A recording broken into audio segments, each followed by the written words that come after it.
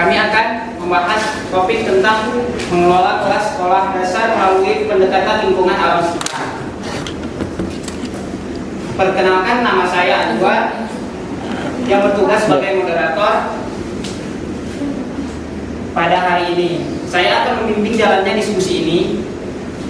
Adapun anggota-anggota pemateri yang akan menyajikan materi ini, yang pertama Sheila Abisyana Nasution,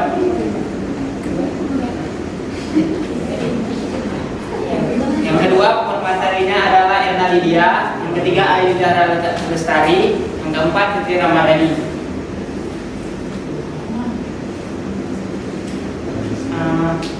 Sedangkan rangkaian acara yang akan kita lewati adalah sesi pembukaan, sesi penyampaian materi, sesi tanya jawab, dan sesi penutup. Baik teman-teman, langsung aja kita mulai ke sesi yang pertama adalah pembukaan. Marilah kita mengucapkan bismillah bersama-sama.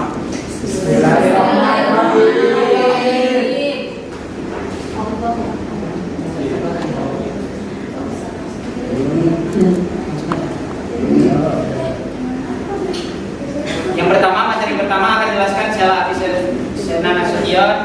Silakan.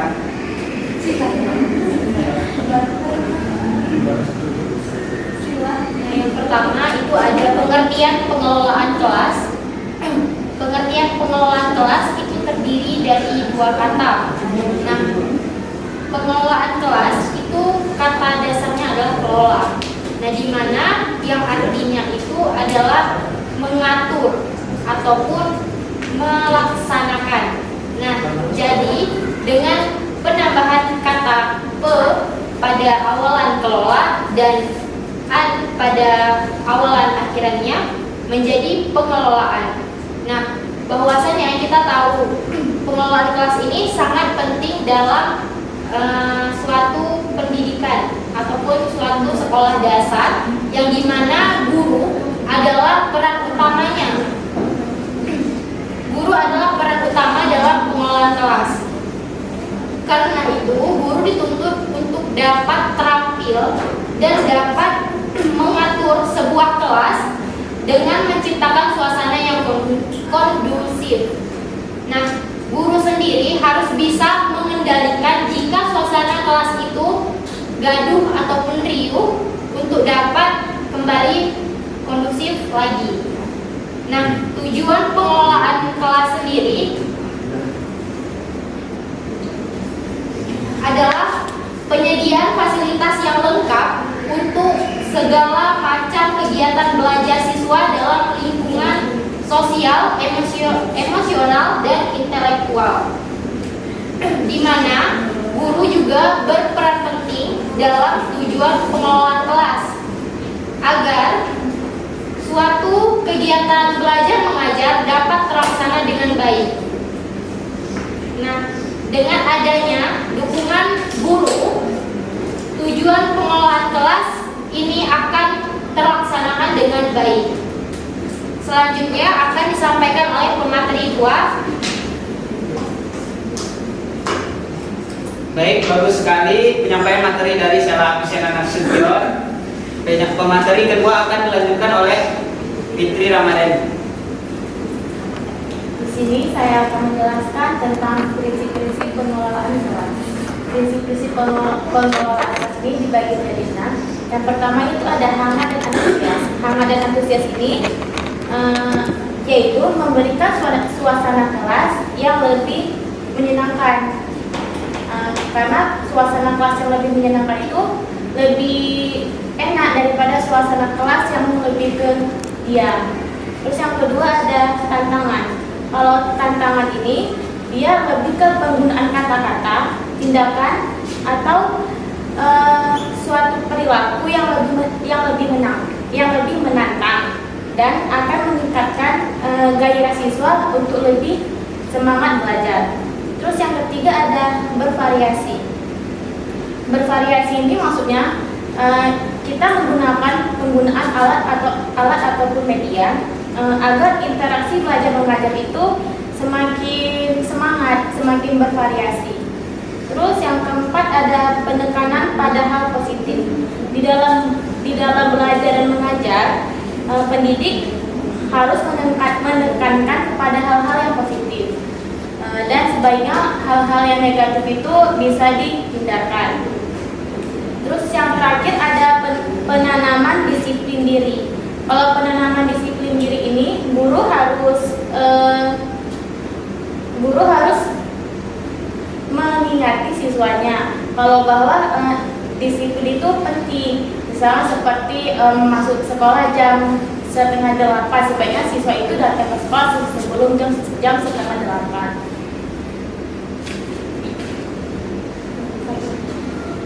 Terus selanjutnya itu ada pengertian pendekatan lingkungan alam sekitar atau kelas dan konsepnya.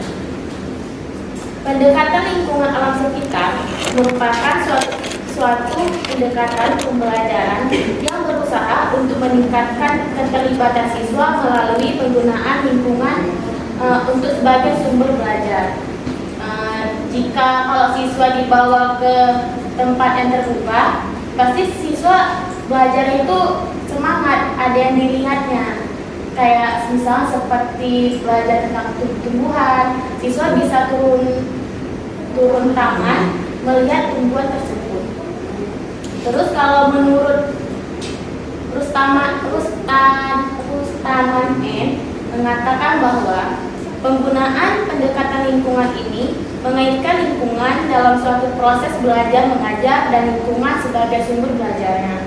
Pengajaran dengan menggunakan pendekatan lingkungan adalah memanfaatkan lingkungan siswa sebagai sumber belajar untuk keperluan pengajaran dalam rangka mencapai tujuan pembelajaran. Selanjutnya akan dijelaskan oleh pemateri 3. Terima kasih Ibu Fitri telah menyampaikan materi yang sangat baik untuk didengarkan teman-teman. Selanjutnya materi yang ketiga akan dijelaskan oleh Ayu Zahra. Materi ketiga itu ada model pembelajaran alam sekitar.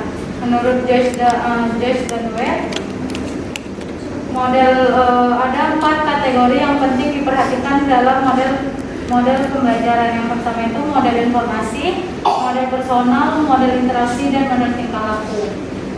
Yang pertama, model informasi itu menjelaskan bagaimana cara individu dari lingkungan dengan cara mengorganisasikan dan menginformasikan masalah, membangun konsep dan rencana pemecahan masalah dengan simbol-simbol verbal dan non-verbal itu. Karena untuk digunakan dalam mencapai tujuan-tujuan yang personal dan sosial. Yang kedua itu model personal. Model personal itu model pembelajaran yang menekankan kepada proses pengembangan kepribadian siswa, memperhatikan dalam kehidupan emosional. Yang ketiga itu model sosial. Model sosial menekankan pada pengembangan kemampuan siswa agar memiliki percakapan untuk berhubungan sama orang lain dengan menghargai perbedaan dalam realitas sosial.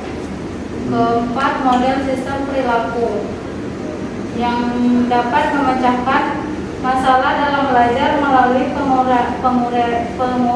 penguraian perilaku ke dalam jumlah yang kecil dan berurutan. Dan selanjutnya dijelaskan pemateri. Baik, selanjutnya terima kasih Ibu Ayu Zahra Lestari telah menyampaikan materi. Selanjutnya akan dijelaskan oleh Narji. Baik, terima kasih atas waktu yang telah diberikan oleh moderator. Di sini saya akan menjelaskan tentang teknik mengajar dengan pendekatan lingkungan alam sekitar. Menurut Nana Sujana dan Ahmad Rifai, ada beberapa cara atau teknik mengajar dengan menggunakan pendekatan lingkungan sekitar. Yang mana yang pertama yaitu survei atau langsung turun ke lapangan, yang kedua berkemah, yang ketiga karya wisata.